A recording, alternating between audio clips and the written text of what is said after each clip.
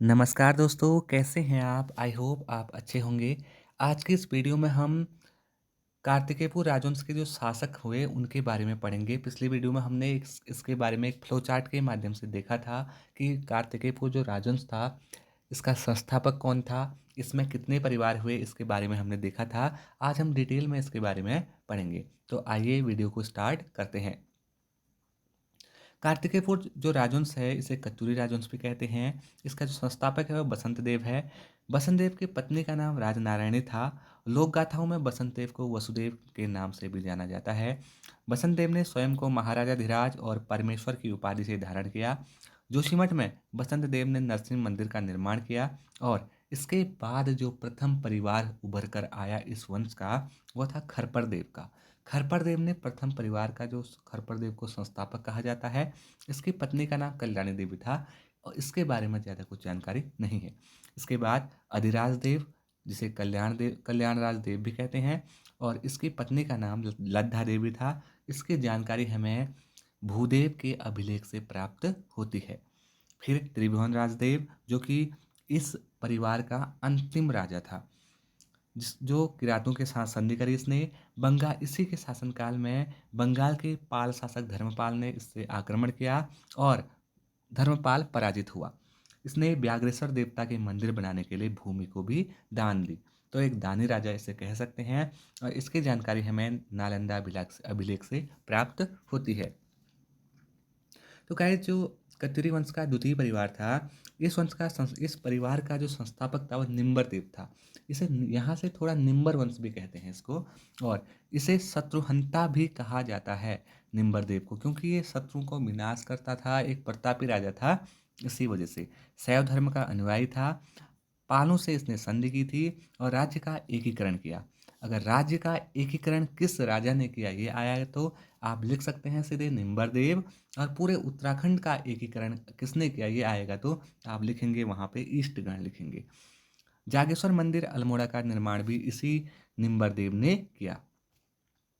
इसके बाद ईष्टगण आता है। ईष्टगण वह प्रथम कत्यूरी शासक है जिसने संपूर्ण उत्तराखंड को एक सूत्र में बांधने का प्रयास किया। दोस्तों, अभी अभी हम पढ़ रहे थे इसी के बारे में और यही इम्पोर्टेंट है। जागेश्वर में ईष्टगण ने नवदुर्गा, महिषामर्दिनी, लकुलीस व नटराज मंदिर बनवाई।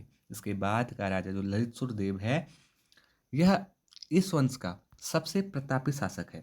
ललितसुर देव। अब इसका उल्लेख हमें कहाँ मिलता है? पांडुकेश्वर के ताम्रपत्र अभिलेख में। इसे गरुड़ भद्र की उपाधि दी गई। गरुड़ भद्र की उपाधि दी गई और तथा बराह अवतार की उपाधि भी इसे दी गई। बराह अवतार का मतलब होता है विष्णु का अवतार। गरुड़ भद्र की इसे उपाधि दी गई, वह है ललितसुर देव। ललितसुर देव ने कंडारा का सूर्य मंदिर का निर्माण भी करवाया था। इसके बाद का राजा भूदेव आता है। भूदेव कत्यूरी वंशावली का बैजनाथ या फिर बागेश्वर का भूदेव अभिलेख से इसके बारे में हमें जानकारी मिलती है। यह बौद्ध धर्म का विरोधी था, इसीलिए इसे बौद्ध श्रमण शत्रु कहा गया। यह दानी प्रवृत्ति का राजा था। इसी के काल में आदिगुरु शंकराचार्य उत्तराखंड आए थे और उन्होंने यहाँ पे ज्योतिर्मठ की स्थापना की उत्तराखंड में, जो कि एक प्रसिद्ध मठ है। 820 ईस्वी में आदिगुरु शंकराचार्य की मृत्यु हो गई थी। आदिगुरु शंकराचार्य के अगर बारे में हम जाने तो उन्होंने पूरे भारत में 4 मठों का, जो प्रसिद्ध मठ है, उनका निर्माण करवाया। उनमें से पहला ज्योतिर्मठ, उसके बाद पुरी, फिर श्रृंगेरी और जो चौथा मठ था वह द्वारिका मठ था। अब हम कत्यूरी वंश के तृतीय परिवार के बारे में पढ़ेंगे, जो कि सलोड़ादित्य वंश था। पहला परिवार खरपरदेव से स्टार्ट होता है, दूसरा परिवार निम्बर वंश से, और जो तीसरा परिवार होता है वह सलोड़ादित्य वंश होता है। इस वंश का जो संस्थापक होता है इच्छरदेव। इस वंश का संस्थापक होता है, जो कि एक विद्वान शासक था। इसका उपनाम भुवन विख्यात भी था। इसके बारे में इतनी ही जानकारी है। इसके बाद के जो राजा थे उनके बारे में ज़्यादा कुछ जानकारी नहीं है, खाली उनका हम क्रम पढ़ेंगे। इच्छरदेव के बाद तेसरदेव, फिर पद्मदेव, फिर सुभिक्ष राजदेव, जो कि इस सलोड़ादित्य वंश का अंतिम सम्राट था, अंतिम शासक था। तो गाइज, ये पढ़ा हमने कार्तिकेयपुर राजवंश या फिर कत्यूरी राजवंश के बारे में, उसमें कितने परिवारों ने अपना राजवंश शासन स्थापित किया, कितने परिवार आए, किस परिवार से कितने शासक थे, इनके बारे में हमने पढ़ा। अब हम आगे की वीडियो में, आगे के जो इसी में कार्तिकेयपुर राज्य प्रशासन के बारे में पढ़ेंगे। सबसे पहले हम ये देखते हैं, जो कत्यूरी है या फिर कार्तिकेयपुर है राजा है, इन्हें किस किस इतिहासकार ने क्या क्या नाम से पुकारा, या फिर क्या क्या इनके बारे में धारणाएं उन्होंने अपने मन से या फिर पढ़ के दी। जो लक्ष्मी दत्त है, उन्होंने इन कार्तिकेयपुर राजाओं के लिए ये कहा कि अयोध्या से आए हुए थे। और वहीं बद्रीदत्त पांडे की माने तो उन्होंने कहा, इन राजाओं को सूर्यवंशी राजा कहा। उन्होंने इन राजाओं को सूर्यवंशी राजा कहा। वहीं अगर एटकिंसन की माने तो एटकिंसन ने इन राजाओं को कश्मीर के कत्तूर राजवंश का अंग माना। तो ये तो था इनके राजाओं के बारे में जो धारणाएं हमारे इतिहासकारों ने लगाए, वह ये था। इसके बाद अगर हम राजा के बारे में, प्रशासन के बारे में देखें, तो वहाँ पे जो भूमि मापन का अधिकारी होता था, उसे प्रभावतार कहते थे। कत्यूरी काल में जो मंदिर होते थे वह दो प्रकार के शैली से बने होते थे, एक छत्रयुक्त, दूसरा शिखरयुक्त। जो छत्रयुक्त होता था उसे पैगोड़ा मंदिर भी कहा जाता था। अब कत्यूरी काल की जो सेना होती थी, अगर हम इसके बारे में देखें, जो राज्य का सर्वोपरि होता था, राज्य का सर्वोपरि होता था या फिर उच्च अधिकारी होता था, वह तो राजा होता था। उसके बाद प्रांत आया। प्रांत को वहाँ पे भुक्ति कहा जाता था। और प्रांत का जो सर्वोपरि होता था वो भुक्तिक होता था, या फिर प्रांतपाल का होता था, या फिर उपरिक होता था। उपरिक, अगर जो प्रांत का अगर जो उच्चाधिकारी होता था उसे हम, प्रांत का जो उच्च होता था उसे उपरिक कहते थे। उसके बाद जिले होते थे। जिले का जो उच्चाधिकारी होता था उसे विषयिक कहते थे, विषयपति, विषयपति कहते थे। और उसके बाद जो तहसील होते थे, तहसील तहसील होते थे, उनका जो उच्चाधिकारी होता था वो क्रमांतिक होता था, कर्मांतिक, कर्मांत या फिर कर्मांतिक होता था। तो गाइज ये था, मतलब अगर हम इसको अगर सीधे सीधे से देखें तो राजा, उसके बाद उपरिक, उसके बाद विषयपति, सॉरी भुक्ति, भुक्तिक या फिर भुक्ति कहते थे। इसके बाद विषयपति आता था, और इसके बाद जो होता था वो कर्मांत होता था। प्रांतपाल क्या होता था? प्रांतपाल जो सीमाओं की रक्षा करता था उसे प्रांतपाल कहते थे, और जो प्रांत का अधिकारी राजा सम्राट होता था उसे उपरिक कहते थे।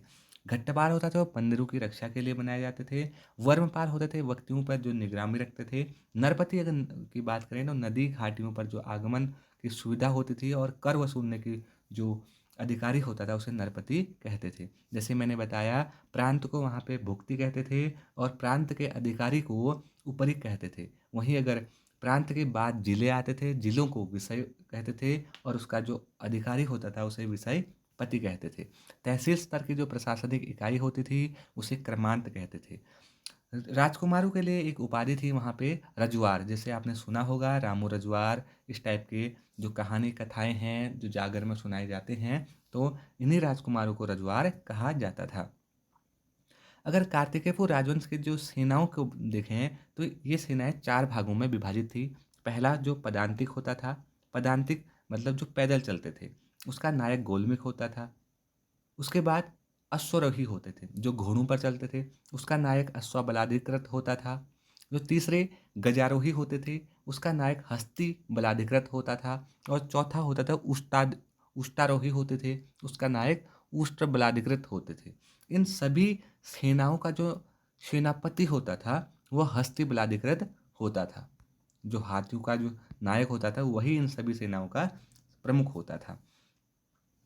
अपराधियों को पकड़ने के लिए भी यहाँ पे शासन में नियम बनाए गए, वहाँ पे अधिकारी रखे गए। जो अपराध करता था उसके लिए दोष अपराधिक नामक एक सर्वोच्च अधिकारी होता था। यहाँ पे शासन प्रशासन में गुप्तचर भी रखा गया, उसे यहाँ पे दुसाध्य साधनिक कहा जाता था। कार्तिकेयपुर राजवंश में जो आय के स्रोत थे वह कृषि और वन थे, और खनिज इसके साथ ही थे। जो कृषि की रक्षा करता था, कृषि क्षेत्र की जो रक्षा करता था उसे क्षेत्रपाल कहते थे। वहीं पर जो वन और खनिजों की रक्षा करता था उसे खंडपति कहते थे। औपचारिक अधिकारी भूमि के अभिलेख को जो रखता था उसे औपचारिक कहते थे। और इस वंश में जो करों की वसूली के लिए भी दो अधिकारी बनाए गए। उनमें से एक भोगपति होता था और दूसरा सौल्किक। इन्हें या फिर भोगपति और सौल्किक कहते थे। यही लोग क्या करते थे, करों को इकट्ठा करके राजा के पास लाते थे। भाट चाट अधिकारी जो होते थे वो प्रजा से वेगार लेते थे। यहाँ पर जो भाट चाट एक और अधिकारी नियुक्त किए जाते थे, वो उनका काम क्या होता था, प्रजा से बेगार लेना। भूमि नाप के लिए यहाँ पे द्रोण वापम जैसी एक प्रणाली थी। जैसे जो द्रोण वापम थी, ये 16 नाली के बराबर थी और इसे 32 शेर भी कहते हैं। 32 शेर 16 नाली, तो एक नाली 2 शेर, इस तरह से हम बोल सकते हैं। और एक और प्रणाली थी, वो खारी वाप थी। खारी वाप यह 20 द्रोण वापम के बराबर होती थी। एक नोट है गाइज, ये राजधानी अभी तक हम इन कत्तूरी जो कार्तिकेयपुर राजवंश था, इनकी राजधानी कहाँ थी, जोशीमठ थी। अभी तक हम यही पढ़ रहे थे। द्वितीय राजधानी इनकी कहाँ थी, वह बैजनाथ थी। तो बैजनाथ राजधानी कब आई? जोशीमठ तो इनकी राजधानी 7वीं सदी में थी। 7वीं सदी में इनकी राजधानी जोशीमठ थी। लेकिन इन्होंने अपनी राजधानी बैजनाथ कब बनाई?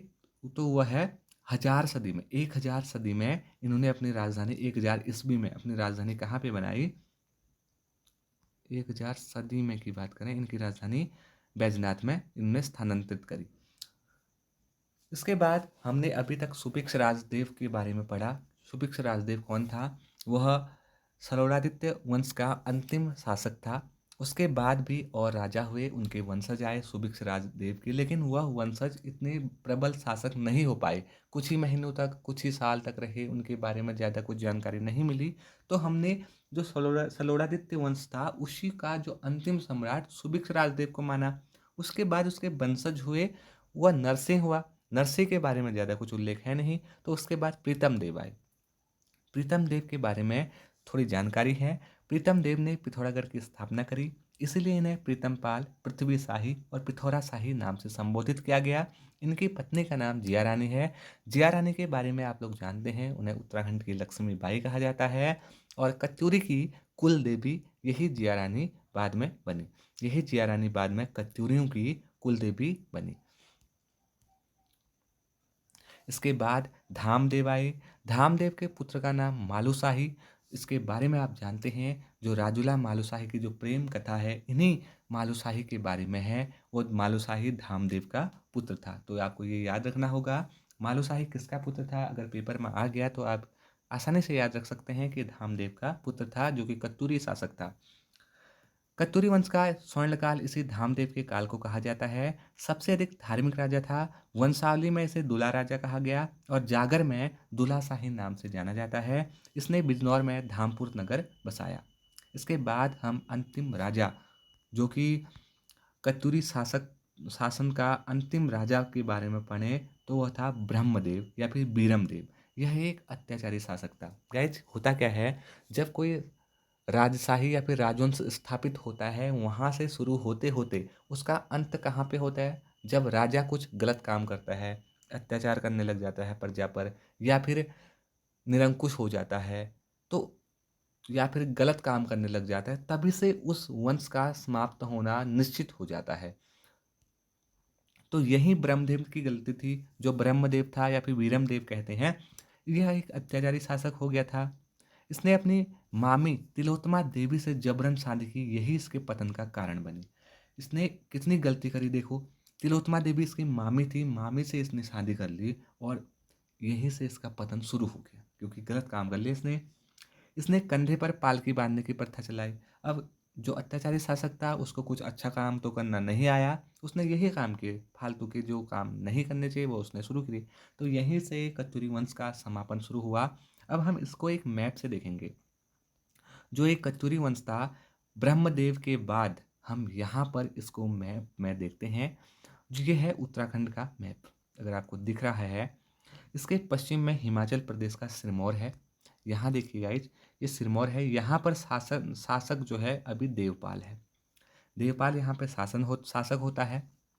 अगर यहीं पर हम कुमाऊं क्षेत्र के बारे में देखें तो कुमाऊं में देखो उत्तराखंड छोटे छोटे भागों में बढ़ जाता है, क्योंकि ब्रह्मदेव अभी तक तो यहाँ पे कत्यूरी शासन चल रहा था, लेकिन कत्यूरियों के बाद ब्रह्मदेव तो अब अंतिम शासक हो चुका, अत्याचारी हो चुका। जब कोई शासक किसी क्षेत्र में किसी अपने अम, राज्य में अत्याचार करने लग जाता है तो बाहर से आक्रमण होने शुरू हो जाते हैं। तो यहीं पर देखे कुमाऊं में शेरा घाटी में रैका राजाओं ने आक्रमण कर लिया, सौर घाटी में बम राजाओं का अधीन हो गया, डोटी या रजवाड़ शालिवाहन का हो गया, अस्कोट शालिवाहन का हो गया। ऐसे काली कुमाऊं पर ब्रह्मदेव द्वितीय कोई दूसरा शासक शासन कर रहा था।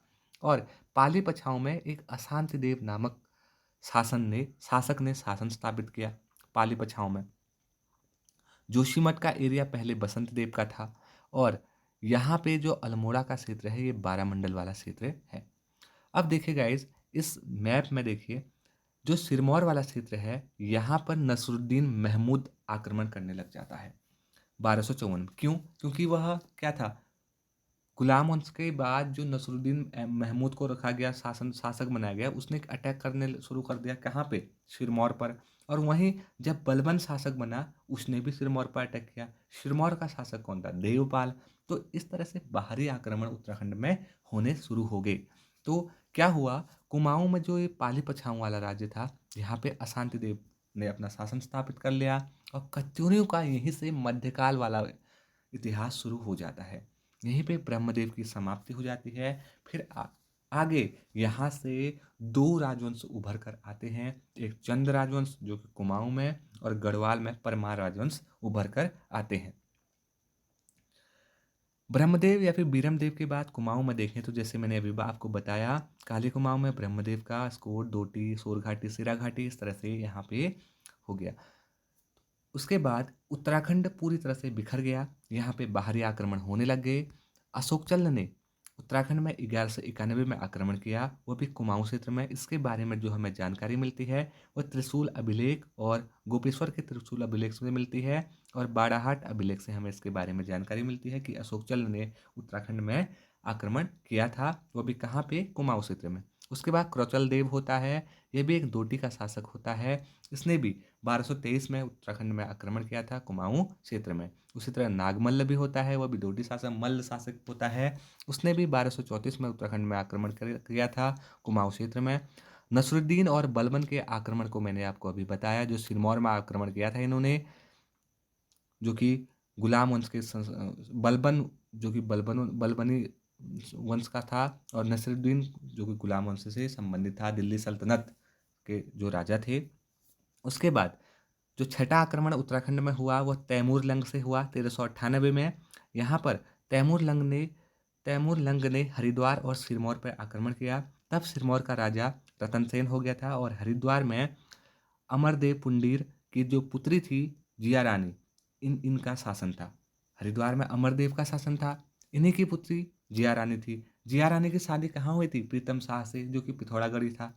तो यहाँ पर तैमूरलंग ने आक्रमण किया था। उसके बाद एक और आक्रमण हुआ उत्तराखंड में, सैयद सुल्तान ने किया 1420 में प्रीतम देव के साथ। देखो पहले क्या हुआ, तैमूरलंग ने किसके साथ किया? जिया रानी के पापा के शासन में आक्रमण किया। वहीं अगर सैयद सुल्तान के बारे में देखें तो उसने प्रीतम देव के जो जिया रानी के पति थे उसके साथ आक्रमण किया, उसके शासनकाल में आक्रमण किया। तो गाइज ये थी वीडियो, हमने इसमें उत्तराखंड के जो कार्तिकेय वंश था उसके बारे में संपूर्ण रूप से पढ़ा और उनके बारे में जाना। एक और जो इम्पोर्टेंट टॉपिक हो सकता है, जो इस वंश के जो अभिलेख थे वो कुटिला लिपि में लिखे गए थे। इस जो कार्तिकेय वंश के जो अभिलेख थे ये कुटिला लिपि में लिखे गए थे। कुटिला लिपि में लिखे गए थे। और कार्तिकेय वो राजवंश के जो शासक थे, इनकी राजभाषा संस्कृत थी और लोक भाषा पाली थी। तो गाइज ये थी वीडियो। अगर आपको वीडियो पसंद आती है तो प्लीज़ इसको रिवीजन करिए, क्योंकि आपके लिए फ़ायदेमंद रहेगा, कहीं ना कहीं आपके एग्ज़ाम की दृष्टि से बहुत ही इम्पोर्टेंट रहेगा। और अब वीडियो को समाप्त करते हैं। Thanks for watching this video. जय हिंद, जय भारत, जय उत्तराखंड।